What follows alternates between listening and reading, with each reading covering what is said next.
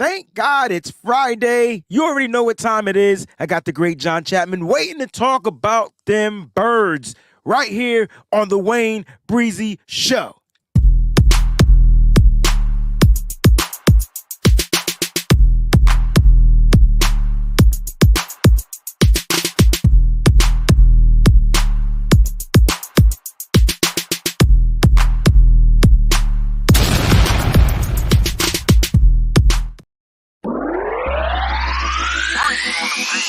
We so bright that we shining. All we know is the Niners.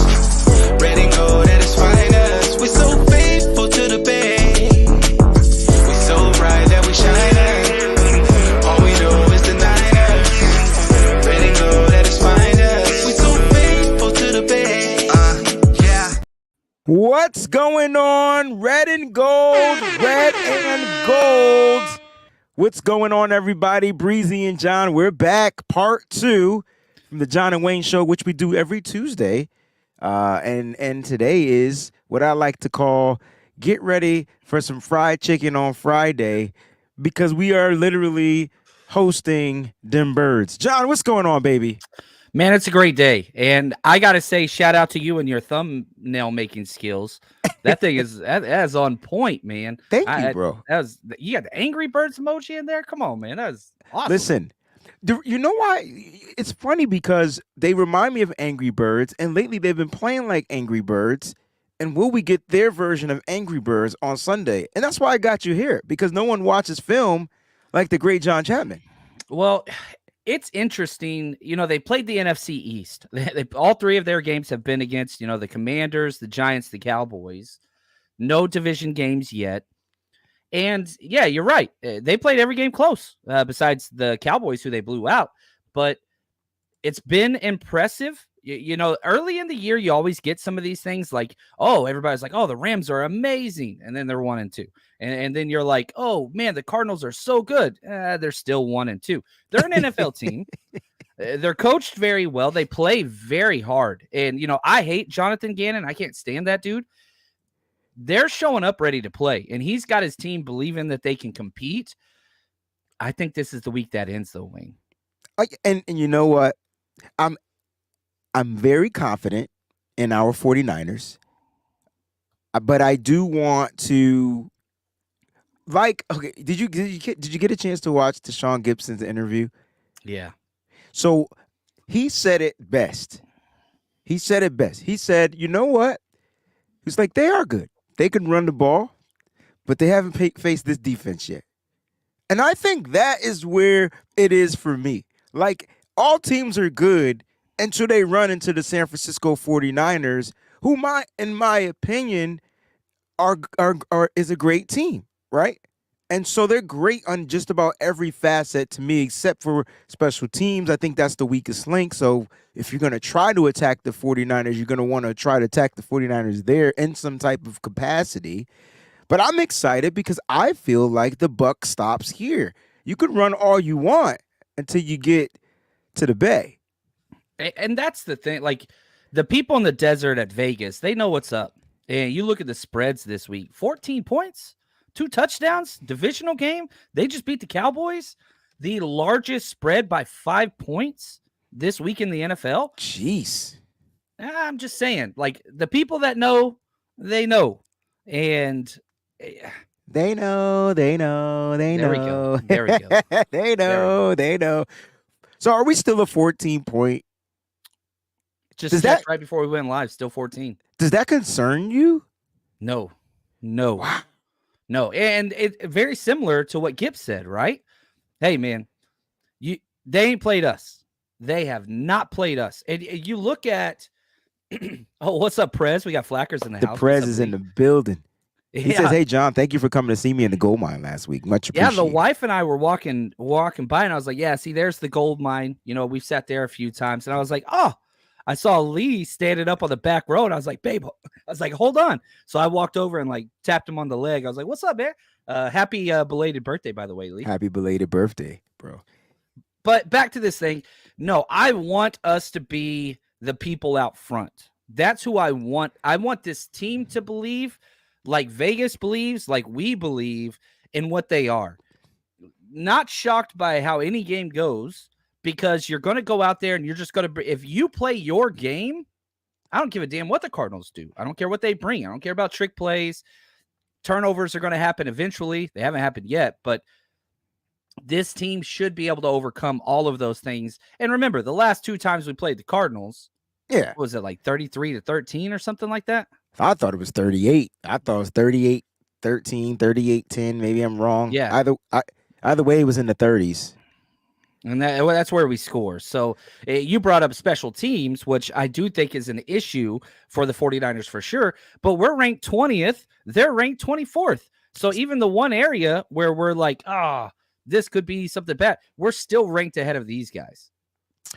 We're going to talk about these rankings. We're going to talk about where they're ranked defensively, where they're ranked offensively. I tell you what, guys, thank y'all so much for tuning in. I forgot to thank everybody. When you're on here, it's like we just jump right into the bang bang. Like we just get right into it.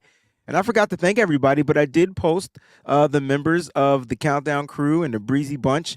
Those are that joined our channels. I did, and shout out to all the subscribers out there. Those that are first-time subscribers, make sure you hit the like button and don't forget to subscribe to the channel. It's streaming on both channels, so you guys can like and subscribe on 2 different channels at the same dang time if you are good with that. Hey, John. We have some news about the Niners, and I don't know how, I don't like to say the word detrimental, but like, I don't know how it may affect the 49ers, but there's an injury report going around with Deebo Samuel and Jawan Jennings, and Kyle Shanahan came out and spoke on KMBR last night that, they're questionable. Now, the word questionable suits probable, it's all one thing now, and they're not listed doubtful, but they haven't practiced. And so I'm curious to get your thoughts on what you think. Will Debo play? Will Jawan Jennings play? Do they need to play? I don't know. It's up. Yeah. What is John? So one, I think both will play. Okay. If you go back to the start of the year, week 1, the new schedule, you have a full week off, and then you from preseason to the NFL season, right? And George Kittle was in a very similar position. George Kittle didn't practice Wednesday. George Kittle didn't practice Thursday. He was limited Friday, went out there, suited up, and played a full, pace of snaps week 1. The fact that Debo came in after he fell on the ball, and that's what this issue is. And if you've ever had your ribs hurt, man, that just takes time. It's what it is. And so the more rest, the better. Just give him the time. It's not like he knows the playbook. He knows everything that's going on. Same thing with Jawan Jennings. So the one thing I will say, if we're looking for a silver lining, it's that Ronnie Bell, Ray McLeod, Chris Conley, all these other guys are getting a lot of snaps in practice, which is good because at some point you're going to need that. Last week, they were getting snaps in place for Brandon Ayuk. This week, you're getting snaps in place for Debo and Jawan Jennings. So we're building the depth at the wide receiver core. But I fully expect Debo. I would say probably 90% chance he plays. Jawan Jennings a little bit more of a mystery, but I still think he'll be out there. I'd probably say 60% chance he plays. The questionable tag is supposed to designate a 50-50 decision, but Shanahan, we know Shanahan. He's always tricky. Well, last week we had the same situation with our number 1 wide receiver, Brandon Ayuk, and he was listed questionable as well. And I was wrong on him because I thought he was going to play too. So I want to put that out there. I was wrong last week. I was right about Kittle week 1. Debo, I would bet money he's playing. Jennings, again, a little bit more of a mystery. But you're right.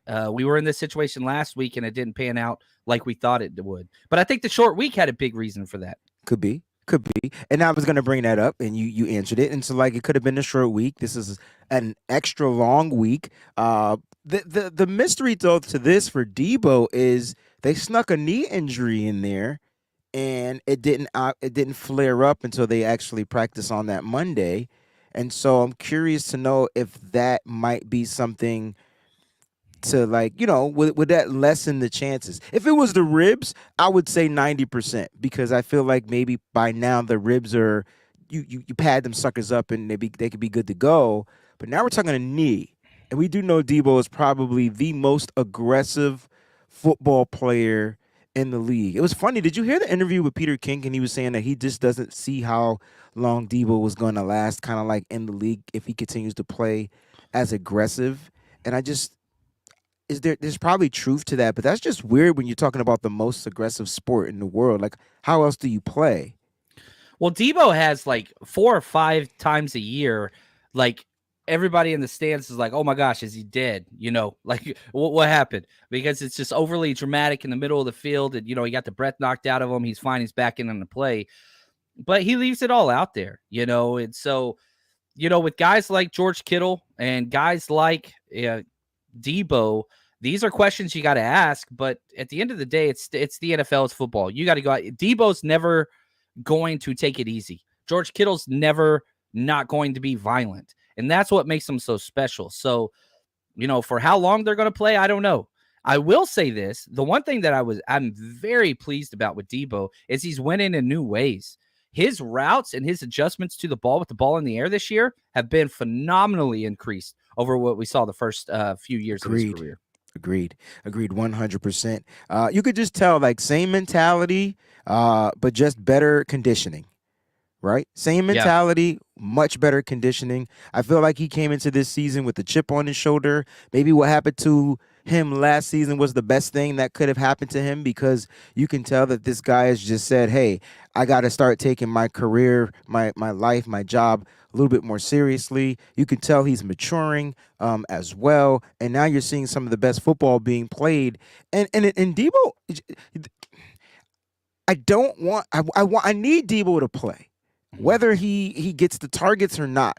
Because the one thing about Debo Samuel is you can always count on him to make a play. I think he is the new, Michael Irvin coined the term, the playmaker. I think Debo is today's version of the playmaker. It's not just about being that wide receiver one. It's about being that weapon one. And I think Debo, if you give him the ball, if it's a screen, he's going to do something dangerous with it. I feel like the NFL defenses have figured him out if he's going to run the ball behind the line of scrimmage. I think we need to kind of come up with a new game plan for that. But when he gets a screen, it's Debo versus all 11, and good luck. I think you're right. I mean, you go back to, I think it was the second quarter last week against the Giants, where it was 3rd and 13. You throw a screen, you get it. Then it was like 3rd and 12 on that same drive. You throw a screen to CMC, and you get the first down. So, like, you chart and you build your defense and your game plan to force 3rd and longs. But against the 49ers, when they're in 3rd and long, it's just like, damn, this is not where we want to be. Like, for a defense. Like, you did what you wanted, but are you happy? Like, is this the result you wanted? Because it's just difficult. I feel like 3rd and 3rd. This is a stupid comment, but no, it's not, because I know where you're going. I already know where you're going. Go ahead. I would prefer, and I don't prefer, but it's closer than most teams. 3rd and 13 is almost better than 3rd and 3 sometimes for the Niners. I agree with you 1,000%. And here's why. On 3rd and 13, I feel like the Niners are like, they're just gonna send the house. They're gonna over pursue. We're just gonna throw the screen. I think Brock may be probably the best screen quarterback right now in the NFL. He knows it's coming, and all of this, they get their blockers out front, and then the playmaker makes the play, right? On 3rd and 3, though, they're going to play run, they're going to play pass. You got to kind of like outsmart them. Yeah. It's not really giving your playmakers a chance. You got to run a great route, right? Quick route. Get open. Ball's got to be accurate. If you run, depending on the defense, they might stack the box. So it's to me, the percentages, and it doesn't make any mathematical, logical sense, but the percentage of the Niners getting a first down on a 3rd and 13 just seems higher than getting it on a 3rd and 3. Yeah, I'm with you. Sticking to this 3rd down conversation, I really wish we'd run the ball more on 3rd downs. I don't care if it's 3rd and 7. I don't care if it's 3rd and 3, 3rd and 1. Running the ball on 3rd down just messes the defense up. As a defensive coordinator, the biggest argument I ever got in with my coaching staff whenever I was a DC was, look, man, we will not be beat by the run play on 3rd down. And my secondary coach wasn't having it. And he's like, dude, we need more guys back there. And I was like, I'm sorry.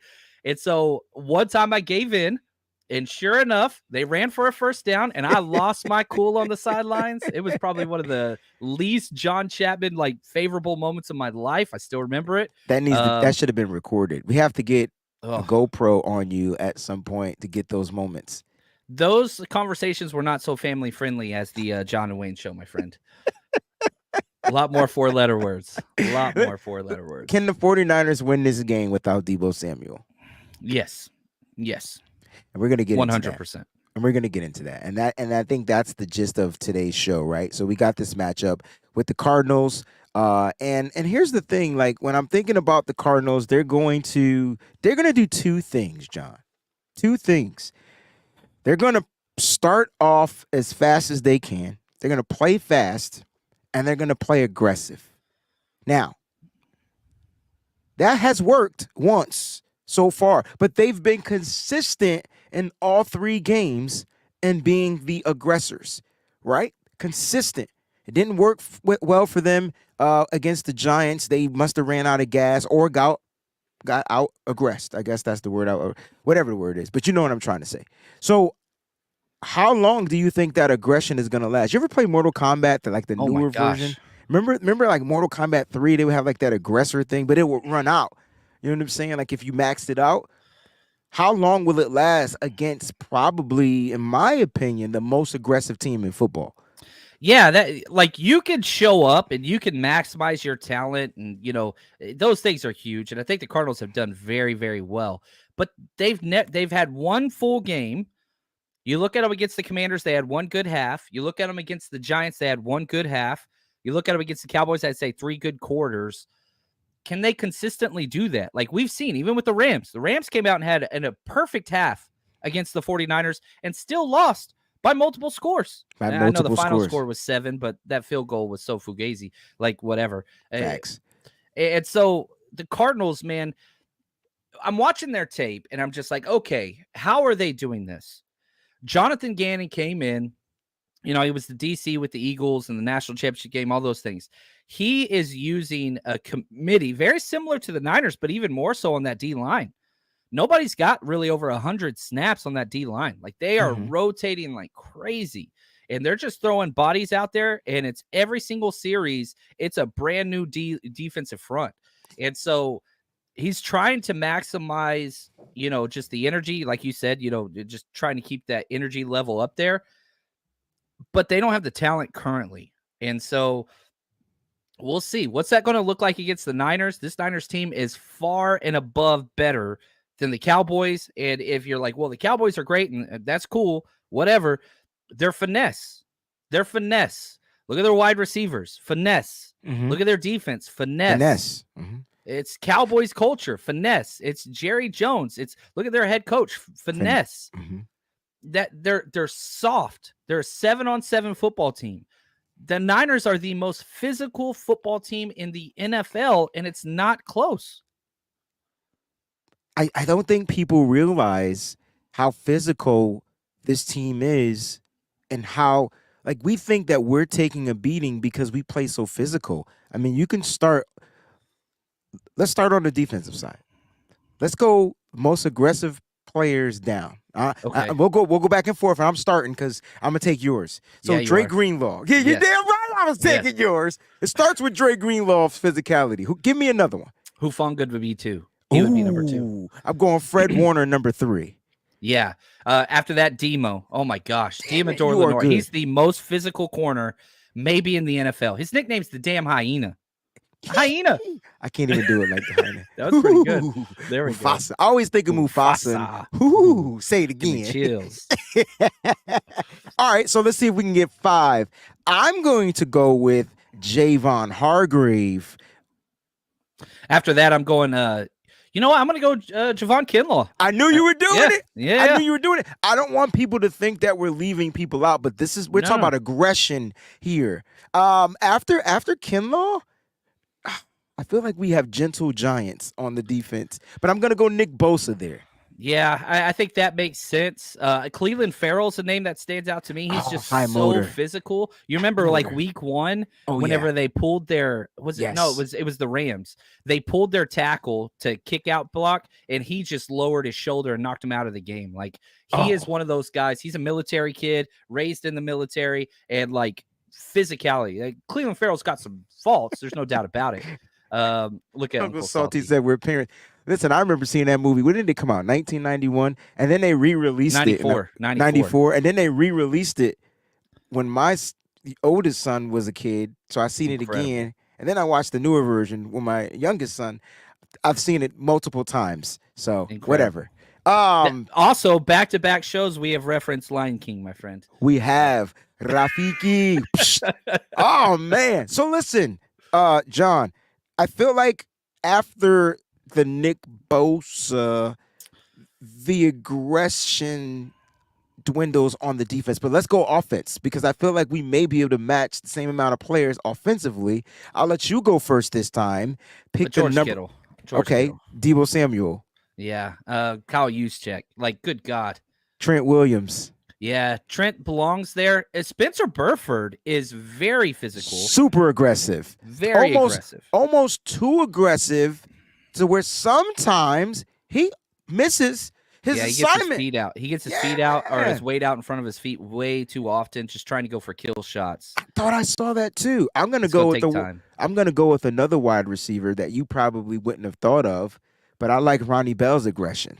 It showed early, man. It showed early, And we haven't seen much of it, but I like it. Yeah, I'm with you there. I'm gonna go. You know what? Again, another guy, Colton McKivitz. You watch that tape. Oh, I he love it. is Staying in the trenches. always punching people. Like, I love it. One of my favorite things from him at West Virginia was he had the last contact. One time I was watching a game and I was like, who had the last hit on the play? And I just started charting it, and I got to like 28 plays that he was the last person to make contact at the end of the whistle. Like, he wants to make people mad. That's right. Mountain Mama, country road. I wanted to Hey, sing with you, take but I me didn't want to home. mess it up. Listen, I gotta go CMC. I don't think there's a more aggressive running back in the NFL. We may have more aggressive players on the offense, and that's a problem. Good problem. And that's something that's kind of new. He was a finesse guy for the most part. Like, he was always doing, screens and running routes and all that stuff. I really feel like this year he has been angry, and I don't know why, but I freaking love it. That Ahkello Witherspoon, whatever, he got up in his face and shut your all those words. He said, "Shut your up." Yep, he did twice. Then he said, "Sit your down." That's what he did. I love it, man. That's I'm what going he Brandon Ayuk. I can't believe we haven't said him yet. And then we got to go with Jawan Jennings. Golly, man. I feel There's like more- the offense Is more aggressive than the D. And can we both agree on this last offensive player? Brock Purdy. Ooh. I feel Little the bitty aggression. But I feel the aggression. I feel the anger. I feel he's still pissed off that he was drafted with the last pick. He's humble, but that don't mean he's not mad. I feel he is trying to put the whole NFL on blast each and every week without throwing for 400 yards. That's scary. That's something that's an aggression that I would be a little bit worried about if I was the opposing team. And we've seen it, because when that dude makes plays, he don't hold back on the field. Now we get the press conference, Brock Purdy, combed over hair and shoulder shrugs. Yeah, you get that. That's not who he is on the field. Absolutely not. He's right here. You know what I mean? Like, yeah, it's ice. He's going after it, man. I need him to do one of these, like the 007, like after a play, like, because we call him Glock Purdy. I just need him to do it one time. Yeah, there and shout out to the Kyle Juszczyk touchdown checker Twitter page. 300 days ago today was Brock Purdy's first touchdown to Kyle Juszczyk, which I knew that dude was special. He throws his first touchdown pass to Kyle Juszczyk, and before Juice goes into the end zone, He turns around and starts walking back to the huddle with the finger up. He didn't even watch the dude score a touchdown. He knew as soon as he threw it. He knew. Something That's special there. That's aggression. Listen, we got a couple super chats. Eddie G and the Bulldogs in the building. Go Say, Dogs. what's up? Go Dogs. What's up, my guys? It's Friday. Got my NGNT Nitty Gritty Niners shirt on at work. Appreciate you letting them know. I smell a dub cooking. Let's effing go. Can't wait to party in Jacksonville, baby. 4-0 on the way. I like that people are feeling like confident in this particular game. I know it's a divisional game. I know it's going to be tough. We're going to get down to some key matchups after these contributions, and then we're going to break down how the Niners are going to beat the Cardinals. But I'm loving the confidence from the faithful. Yeah, that's the thing. And, we're looking forward to Jacksonville as well. Frank Gore's coming out to party with us, which is going to be awesome. You want to come hang out with us, 49ersrushroadtrip.com. Go check it out. We got tickets for every event that we do.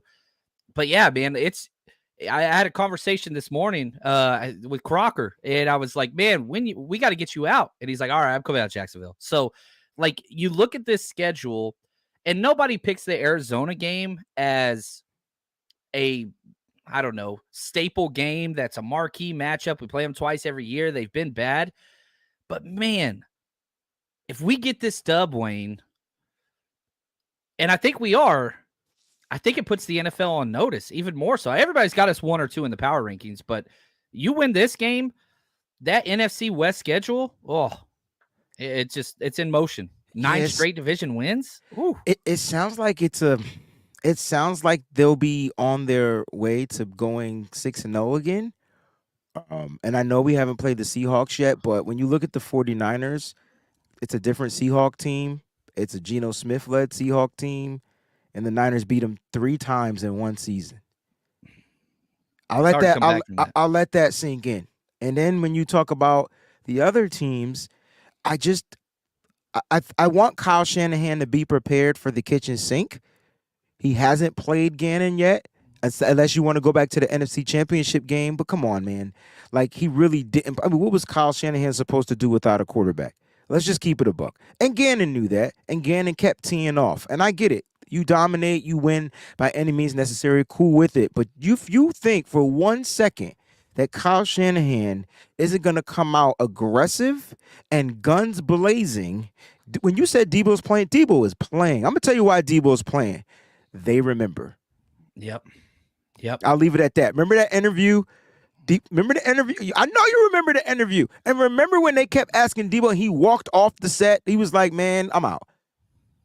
They're tired of it. Like, we all saw what happened.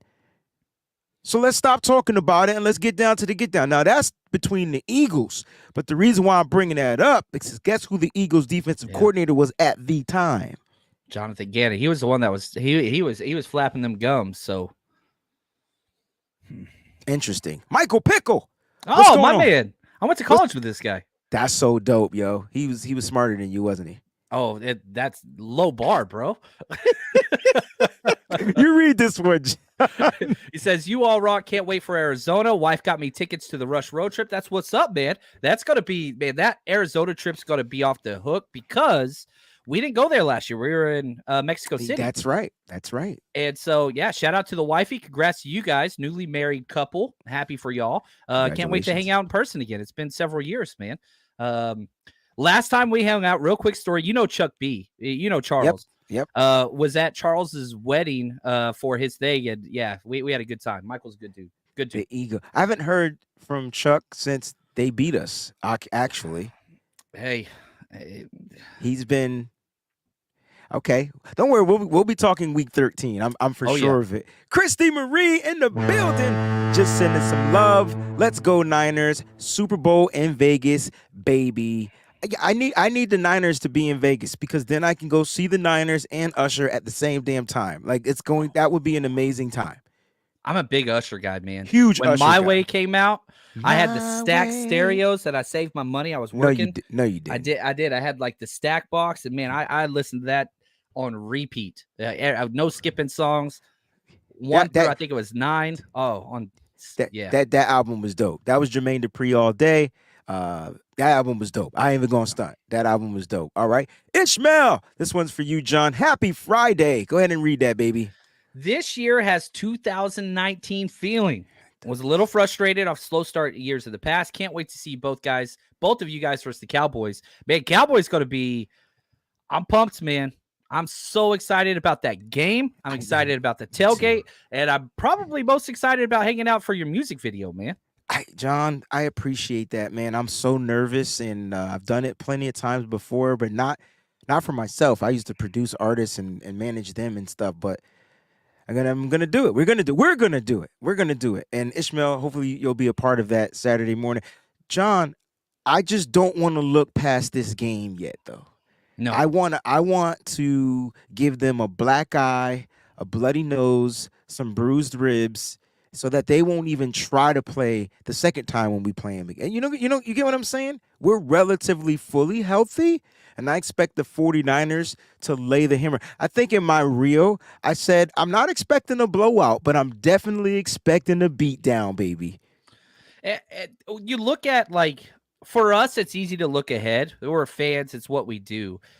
But like I said, you watch the tape.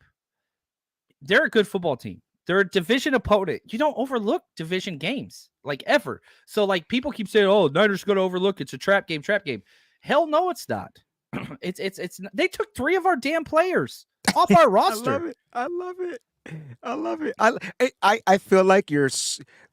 I know why you're angry, but you won't let it out. But I want you to have this moment. I'm going to put myself on mute and pause and whatever I can do for you to have a moment. John, tell him why you mad, son. We going back to Mad Rapper days. Tell him why you mad that they took 3 of our players. There's a player they took that you're mad about. Let's go. One of my favorite players. So last year, every single time we champion an undrafted free agent that we love. They're our guy, and we just root for him like crazy. Last year, there were 2 guys that I fell in love with right off the bat. Jordan Mason, that's panned out well, and Quantrez Knight. You go to any freaking practice, training camp, press conference, community event, Q Knight's right up front. Dude's never had a bad play for the 49ers in back-to-back preseasons. He's out there changing his position like crazy. All he does is play freaking awesome. Sadly, the Niners did not elevate him when they had the opportunity. They went with Trey Swelling. That was a gigantic mistake. Now Trey Swelling's not on any NFL roster. They took Quantrez Knight. They took him. They took my boy. And so I am pissed.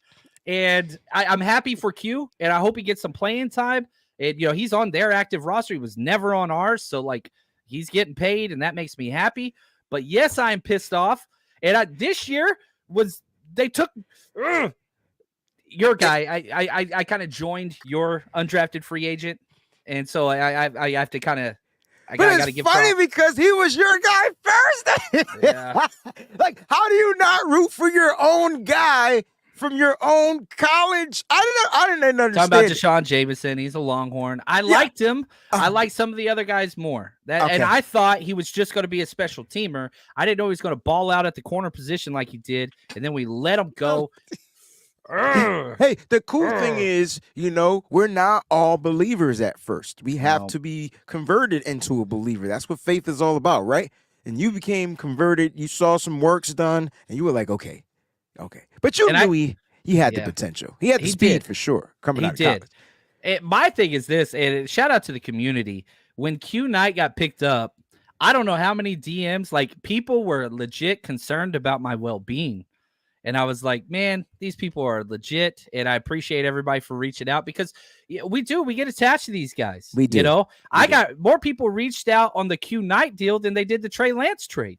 Well, I'm hoping people understand that, and I'm glad you brought that up. Like, that I was literally, like, I was attached to Trey Lance. Like, I was going to root for him no matter how bad the shit looked. Like, you know what I'm saying? I was going to, hey, he just needs an opportunity. Hey, and unfortunately, he's no longer here, and he's off to another team, which he's now the enemy. Right. And so now Can't I don't root have for to, him anymore. Can't root for him anymore. No, right. And Cowboys. that's the rule. And then people, I'm hoping people understand that. It's not that I'm jumping on the Brock Purdy train, but he's my quarterback, so I'm Yeah. going to support and push Brock Purdy. He's the guy. That's what we do. We support our guys. A lot of people like Q Knight. You made me a Q Knight believer. Then I started like really seeing why, and now I'm saying to myself, dang, will he get the opportunity to play against his old team this week? We'll see. He ain't got the snaps yet, but he's just been with the team just over a week and a half. So, yeah, their safety position's a mess. It's a mess. Buda Baker's out. He's incredible. Look at Adam. He says, my Shout guy out to my Wayne out guy. here making waves. Love to Yeah. see it. Shout out to the Facebook community showing up. That's what's I up. know that's something like rare, but Adam, that's my guy. Like he's the Celtics king. You know what I'm saying? You want NBA king on top of that. He just knows NBA like football. That's exactly. It's funny. I have you for football, and I have him for basketball. And when I want to learn about pin downs and ghost screens and backdoor whatever around, I go to him, even though I don't want to learn it because it's the most boring shit in the world. But at the end of the day, I know what I see. I'm out my eyes. I got the eye test. But I love Adam. He's on point. And it's so funny that I have you and I have him in the pillars of my favorite two sports in the whole entire world. So I appreciate you guys. Listen. Wait. I never said I wasn't on the Purdy train. Or I guess I kind of did. But my point was I'm supporting him and I'm promoting and I'm pushing him. So I guess I'm on the train, I guess, right? Yeah, all aboard, baby. Yeah. I mean, it's not that I'm not pushing for him. If I'm pushing him, I'm on the train. So I said the wrong thing. It was just that I was trying to say that I had supported Trey Lance while he was here and now he's not. Bye-bye. Like Yep, that's the way it next goes. stop, and that's how it goes. Next train. You know what I'm saying? So I'm definitely on the train, Charlie. So my apologies if I said the wrong thing. We got a bunch of super chats, so let's keep these going. Appreciate all the generosity, man. For That's awesome. sure. Bobo, are you guys seeing the Seahawks as a true threat? If they didn't have to play us, maybe. They just don't match up well with us. The only reason why they had so much success for so long was Russell Wilson just had the 49ers number. Didn't matter who our DC was. Didn't matter who we had out there. Didn't matter who our head coach was. Didn't matter what team he was on. He even beat us last year with the damn Denver Broncos, one of the worst teams of all time. That dude left. They've had no success since. I'm sorry, I'm not a Geno believer. I'm happy for him. I like his story, all those things. His style of play does not beat this 49ers defense. Doesn't do it. So if they didn't have to play us, sure. They got to play us twice, double no. I think I agree with you. Like the personnel is different. The head coach is the same. So like that's the only concern. Like, what is Pete Carroll going to plan for the Niners this time?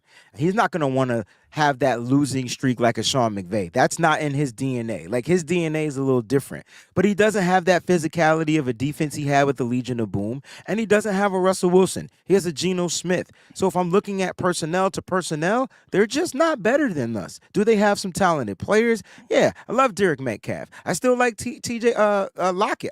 They have some guys. Kenneth Walker is pretty damn He's a good. baller. Yeah. So they have some guys, but we got some dogs. They got one of the worst D lines in the NFL. In the NFL. You're not going to beat the 49ers. You're not going to stop us from running with one of the worst defensive lines in the NFL. I'm sorry. And they're banking on Jamal Adams to come back and be a 10 double-digit sack guy. Maybe he will be, but I'm sorry. We got a Kittle. You know what I mean? Like, yeah, right.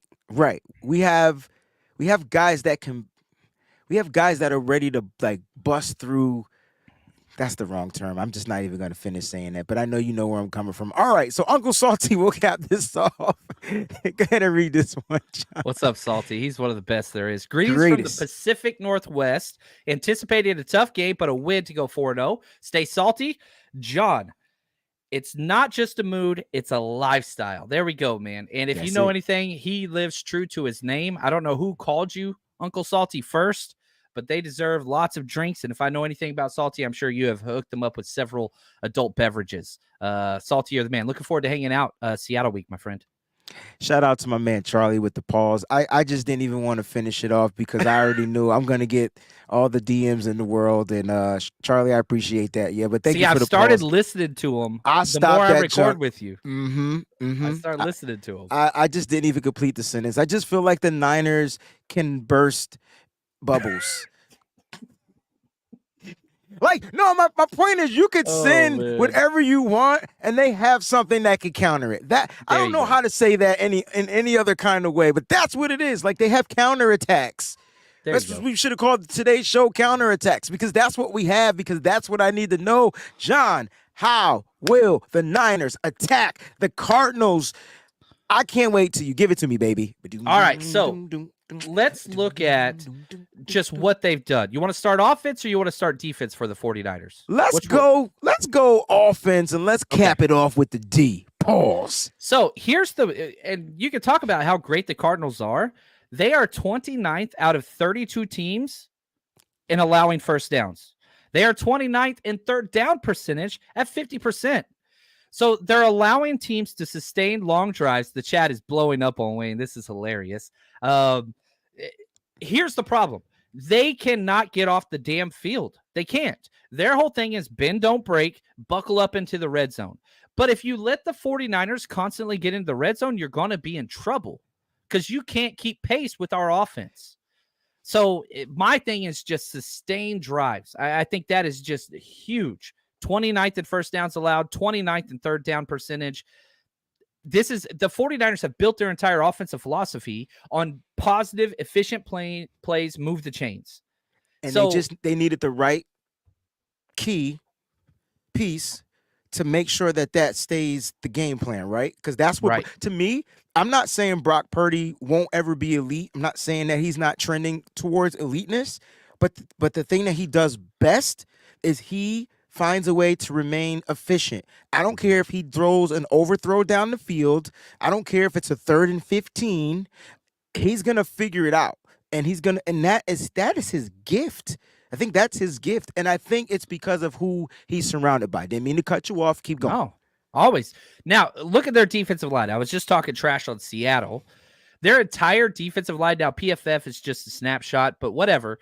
Their entire defensive line is in the bottom half of the league. And as far as rankings go, their top-ranked defensive lineman is Ledbetter, who's their best player.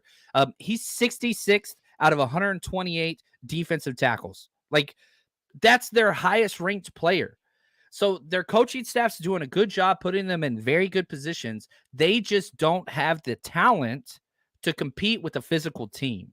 And so offensively, you punch them in the damn mouth repeatedly. That's another reason why I think Debo wants to play. Like, this is a Debo game. Yeah, this is an Angry Birds game, and if you ever play Angry Birds, you already know what time it is. They might be pigs you're trying to punch in that game, but this is an angry game. This is a divisional game. Yes. Divisional games way more than regular games, other games. And so, I mean, all games, you want to win, but it's something about you win the division, you win a spot in playoffs. You're in. You win the division, you're in the playoffs. That's everything starts there. Now, let's flip the script. Let's look at the 49ers kind of going against their offense, which their offense is much better than their defense. And their quarterback has been on fire, has yet to throw an interception. We've said that about a lot of quarterbacks playing against the 49ers. And guess what? Every damn one of them. Mitch threw his first interception against us. You got Stafford threw his first interception against us. You got Daniel Jones threw lots of interceptions, so that's a different one. But it's going to happen again this week. Their offensive line is their problem. They want to be a physical team offensively, but not at the wide receiver position. They have the softest finesse wide receivers, Rondale Moore. Now they got Wilson from Stanford this year, who's awesome. He's a dog. He is a dog, but he doesn't fit in that room. Like, you got a lot of just small kind of Tutu Atwell type guys out there. Yeah, speed, smaller speed guys. But James Conner's a man. That dude is a freaking man. Second highest rated running back on Pro Football Focus. But the thing is this. Yeah, he's tough as hell. He's not tougher than Trey Greenlaw and Fred Warner. So at what they're trying to do, we do against our strength, but we're stronger at that one. So the only way that they're going to have success is if Dobbs rushes for like 60-plus yards. Mm-hmm. They were able to shut down Daniel Jones last week. That was Dre Greenlaw. They did it twice. Dre Greenlaw made tackles out in space, and then they just quit calling those plays because Greenlaw was there. So the Niners defense has been working on this, and I hate that he was missing practices this week, but I'm not concerned. If Dre Greenlaw's out there, mobile quarterbacks better beware. Dre Greenlaw can miss all the practices that he needs to and wants to because he's earned the right to miss those practices. Now I like his humility because he wants to be out there.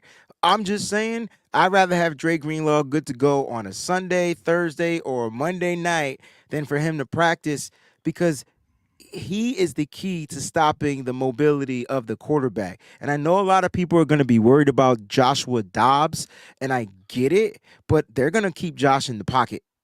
And then, and here's why, because you're going to have the edges concaving around him. Josh is going to have to step up. Once he steps up, he's probably 9 times out of 10 going to step up into the middle of the pressure, which is what the Niners have a lot of. It doesn't matter if it's Hargrave. It doesn't matter if it's Armstead. It doesn't matter if it's Kinlaw. It doesn't matter if it's Kevin Givens. The interior is there. And so like that, to me, he's going to have to like really try to figure out how to run. You may see a couple of design runs this week, but I think the Niners will be prepared.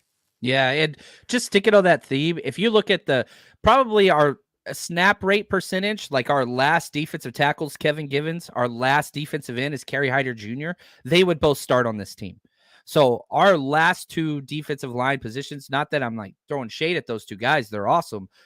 Our last two are better than their top two defensive linemen, if that makes sense. Yeah. And so I think that's huge. And Cleveland Farrell, I think Cleveland Farrell is going to get a lot more snaps this week over Drake Jackson just because of the rush lane integrity. I could be wrong on that, but for me, I want Cleveland Farrell out there just a little bit more. Not saying Drake shouldn't be out there or that Drake won't, whatever, but their snap shares right now, Drake Jackson's like 2 more snaps a game over Cleveland Farrell. I think probably Cleveland might get 7 or 8 more than Drake Jackson this week. Yeah, because you're talking about making sure the containment stays out there on the edge, whether it's the running back, whether it's the quarterback, and I could get it. I think you'll see more Drake Jackson on 3rd and longs, right? When they're going to just tee off and go out there and try to get that quarterback. So we'll see what happens, but I see a lot of people worried, are we going to see the bear front? I think we play Steve Wilkes football. They have a lot of speed, all right? When you talk about Rondale Moore, Greg Dortch, if he gets any burn, we're talking about Hollywood Brown. They have a lot of speed at the wide receiver position. The Niners all season have been playing bend, don't break. Don't get beat deep. You'll see guys play off. You'll see guys press man. I see a lot of press man on a Michael Wilson. I see a lot of off play on some of their other wide receivers. And it makes sense, right? Because you're not trying to give up the big play down the field, which Josh Dobbs is willing to take a shot. Which we kind of want him to attempt it because then he'll be more inaccurate throughout the game. His completion percentage will go down. And it's going to force him to throw the ball. But, I'm not worried about the run. I just feel like I know James Conner is a man, but he's got to play against 2 man, if that makes any sense. Like he got to play against man. Hey, wish death upon me. You can't make me switch modes like that. Woo! That was when 50 Cent was hot. Oh, right? He was awesome, man. Get rich or die trying hot. So, like Fred Warner, Dre Greenlaw, the safeties, the defensive line, they hit hard. And let's just talk about the last time James Conner went off on the Niners because none of them guys was there. Like, none of them. He had a good game, almost 100 yards. 2.5 years ago. Yeah, exactly. What did he do last year? He played only once last year. He was hurt one time and then played one. I think he played in Mexico City or something like that. But he was a non-factor. And I think that's what the Niners are going to do. Make him a non-factor, force Josh Dobbs to throw the ball accurately. Same way they beat Stafford, same way they beat Daniel Jones. And he's going to have his plays. Like, he's going to make plays. And I think their trade for him was awesome. Props to them. But at the end of the day, you got to look at it and say, man, can you do it consistently? That's the thing. Can they do that consistently? You brought up James Conner. He didn't play against us week 18, but in Mexico City, he had 14 carries for 42 yards. That's 3 yards a carry. Are you kidding me? 3 yards a carry, which was his worst all year. Same running backs. Nothing's changed. They got the same backs, bro. The only thing I would say Kyle Shanahan and Steve Wilkes, the only thing he needs to be prepared for, is Rondale Moore or Greg Dortch out of the backfield. Yeah. Yeah, Dortch he had that game against us. Against us, I right? think he had like eight or 9 catches. I mean, he was doing some things. But if Greg Dortch is going to be the guy that beats you, then so be it. Like, it's Greg Dortch. Like that's a made up name. That's not a real person. I just want to limit my keys always to limit the explosive plays. So just be aware of the non-factors on their team. Like to be aware, because I don't want to get caught sleeping, John, is what I'm trying to say. And they're not sleeping. There's no damn way they're going to. Not after Steve Wilkes, the DC, is suing the damn team. Like legit, like there is so much animosity in this game. Like, nah, bro. Nah. Like, nah. I love it, John. Let's get to some of these questions in the chat. I try to do my best when John is going on a rant or he's talking. I try to highlight some of the things that, excuse me, the people are saying out there. Shout out to we got a shout out to Wasta Wasta. I like that. I like it too. I like the emoji. Yes, my first live watch from the UK. Love you guys, this community. Thanks for your insight. Love it, man. Give them the air horns. First time. UK is in the building. That's what's up, man. I love so many awesome people from across the pond, and hopefully this won't be your last one. Join us again for a live stream. We appreciate you guys. It's awesome.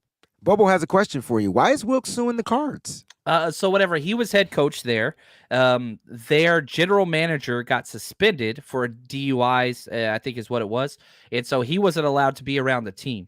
The owner went and bought burner phones. That's a first red flag right there. Don't buy burner phones. Something bad's about to happen. They were watching The Wire. Yeah, that's right. They were. Yeah, season 2 and 3. And so, anyway, so like, and then the owner forced Wilkes to text and call the GM, Steve Keim, during his suspension, and like wouldn't allow Steve Wilkes to like make the decisions and whatever else, and just, all those things. So forced him to kind of go against the NFL. And this is a part of what's his name's the DC up in Minnesota, Brian Flores lawsuit. So he kind of joined in there to show support on how they're not supporting their coaches, and they were tanking and all this other stuff and whatever. So just a shady franchise. Michael Bidwell, the owner's just another reason why I won't work in the NFL. He's dog trash. He's not as bad as like Jerry Jones or some of the other owners out there, but he's not a good owner. Doesn't support his team. Well, I know who does support their team. The Yorks, baby. The Yorks, baby. Which is crazy because they didn't used to, and they were seen as like totally negative. They were villains, but they turned it around. It around. And they were like villains from a superhero movie or something. Like they just seemed weird, but they had an epiphany. Yeah, they gave it to their son, and Jed wasn't the greatest in the beginning, and then he realized, let me stick to business and let me get the football guys in here.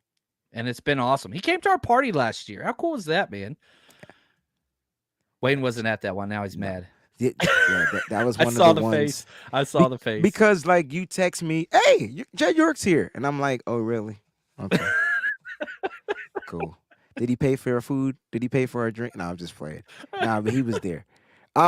What's up, Corey? I see you guys out there. John, can you give me a couple of key matchups you're interested to watch in this game? Yeah, anytime. One of my favorite players in this past draft, we had no chance at getting, was Paris Johnson Jr., the right tackle. And, the right tackle. They traded back. I couldn't believe they got him there. He's a hell of a player. He's playing at right tackle. He hasn't been great early on, but anytime you get to see a rookie, and he's Ohio State, and guess what? He gets to go against the Ohio State guy, Nicholas John Bosa. That's just going to be fun because it's blue chip on blue chip. You look at this Cardinals team, there's not a lot of blue chippers. There's a lot of NFL journeymen, and they're just piecing things together. But Paris Johnson Jr. is a blue chip guy. And so to see him going against Nick Bosa, I'm pretty pumped about that one. Kaiser White, let's go the other side there, linebacker. He was the one up in he's a dog. He fits. He was up in West Virginia guy, I believe. Yeah. He was up in Dak's face. And, talking trash against him. He's the one that got the pick and all that stuff. So Kaiser White, I want to see what Brock Purdy does to him. And I think that's huge. And again, just trying to find these blue chip prospects matchups. Now, if you want to look at something to exploit, Josh Woods, the linebacker next to Kaiser White, has a 25.9 PFF score. That's out of 100, ladies and gentlemen. Get McCaffrey. And see, this is the stuff that Kyle Shanahan owns in on, pays attention to. You'll see CMC in the backfield. Next thing you know, he's gonna go out. They're gonna be in that package. He's in their base and their nickel package, correct? Yeah. Yeah. Right. And so when they He's do their number that, two. he's their number 2. And that's why I asked that question. And so when they do that, like that's the mismatch that Kyle Shanahan's gonna look. Expect CMC to have another big game. Kittle right behind him. They're Kittle just going to right- put him in it's that Phil Ro- Jackson triangle. That You know what I triangle. mean? Yeah.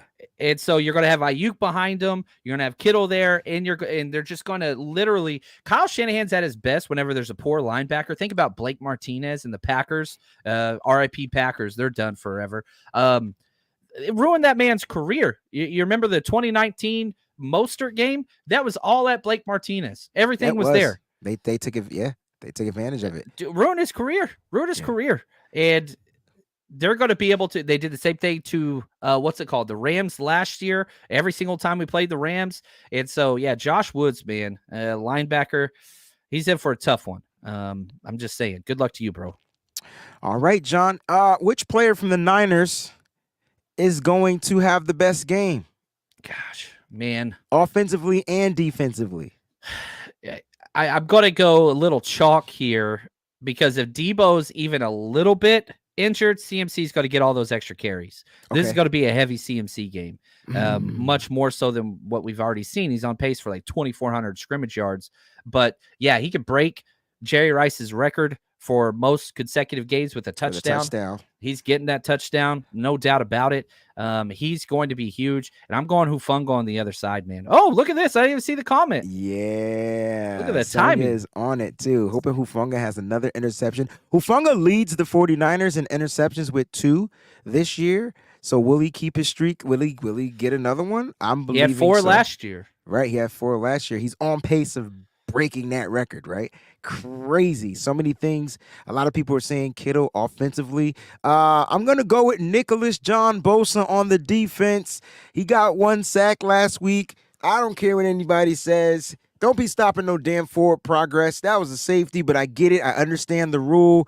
I think he's going to get into the face of Dobbs a couple of times. He's going to get a couple of sacks for Nicholas John Bosa. And then on the offensive side, I'm going to go with the player no one's mentioning.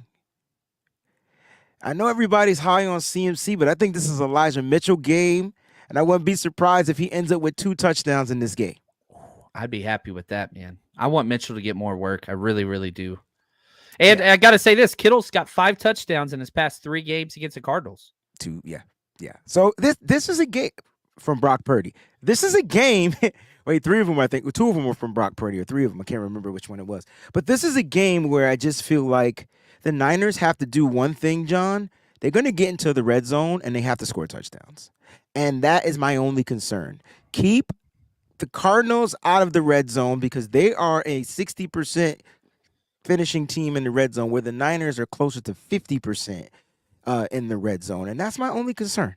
Concern. I think they're going to have success at some point, but can it be consistent success? I love the adjustments Steve Wilks has made.